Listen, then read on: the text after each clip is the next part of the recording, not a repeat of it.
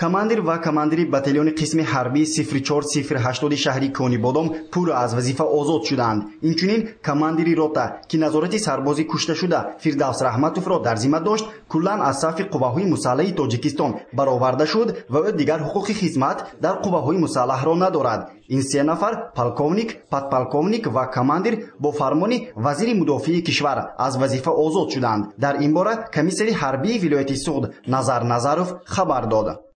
барои шудани ҳамин воқеаи нангин командири қисми ҳарбӣ полковник Одинаев аз вазифа озод карда шуд. командири батальонаш подполковник Лақаев аз вазифа озод карда шуд, тоиста бугдош карда шуд. командири роте ки дар он марҳум сарбоз хизмат мекард ва умуман аз сафҳои қувваи мусаллаҳ озод карданд.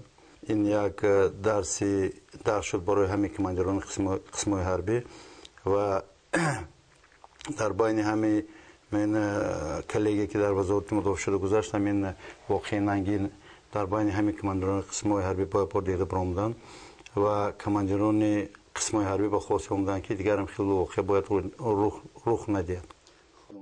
ба гуфти комиссари ҳарбӣ латукӯби сарбоз Фирдавс Раҳматов ки сани 7 июн боиси марги ин сарбоз шуд, қувваҳои мусаллаҳи кишварро ба ташвиш овардааст. ҳоло ҳам тафтишот рафта истодааст ва гуфта мешавад ки омилони ин куштор маълум ва ба ҷавобгарӣ кашида мешаванд. прокурори ҳарбии гарнизони Суғд Абдуқодир Нуров дар як мулоқоташ бо афсарону сарбозони раёсати қушунҳои сарҳадии Кумитаи давлатии амнияти миллии Тоҷикистон дар вилояти Суғд гуфт ки онҳо 2 сержант ва як сарбози қаториро ки сарбоз Фирдавс Раҳматовро ба ҳалокат расонида буданд ба ҳабс гирифтанд. айни ҳол нисбати ин 3 нафар парвандаи ҷиноӣ бо моддаи 391 қисми 3 ва 773 қисми 2 кодекси ҷиноии ҷумҳурии Тоҷикистон парвандаи ҷиноӣ оғоз шудааст. сабаб ва омилҳои асосии содир шудани ин ҷиноят дар он аст ки аз тарафи хизматчиёни ҳарбӣ оинномаҳои ҳарбӣ риоя карда нашудааст. аз тарафи командирони қисмҳои ҳарбӣ афсарон бошад ба таври лозимӣ вазифаҳои хизматиашон иҷро нагардидааст ва онҳо нисбат ба иҷрои вазифаҳои хизматии худ хунук назарона муносибат карданд.